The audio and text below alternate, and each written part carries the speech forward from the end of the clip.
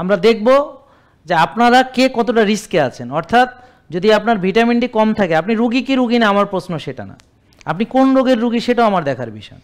আমার দেখার বিষয় হলো আপনার ভিটামিন ডি 100 রাখা দরকার। আমার দেখার বিষয় হলো আপনার হোমায়ের 1 থাকতে হবে। আমার দেখার বিষয় হলো আপনার টিজিএইচডি রেশিও 2 থাকতে হবে। আপনি সব নিয়মকানুন মেনে এই রিপোর্টগুলো সব ওকে টোকে কইরা এরপর যদি কোনো রোগ থাকে তখন যে ডাক্তার দেখাবেন।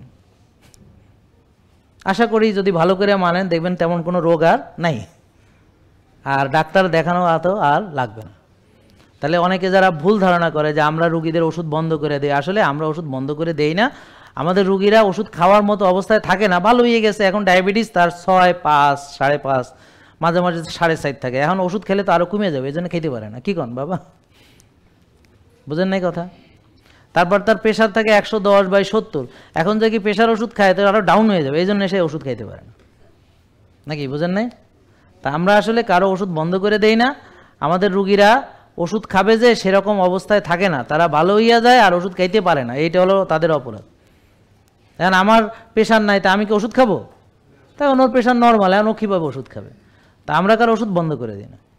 আর অনেকের ধারণা আমরা অনেক রোগের চিকিৎসা করি, আমরা কোনো রোগেরই চিকিৎসা করি না। কি করি? আমরা রোগের মূল কারণটা দূর করে দিই যাতে রোগী আর না থাকে। এবার বোঝা গেল? জেকে লাইফস্টাইল, ওষুধ মুক্ত সুস্থ জীবন।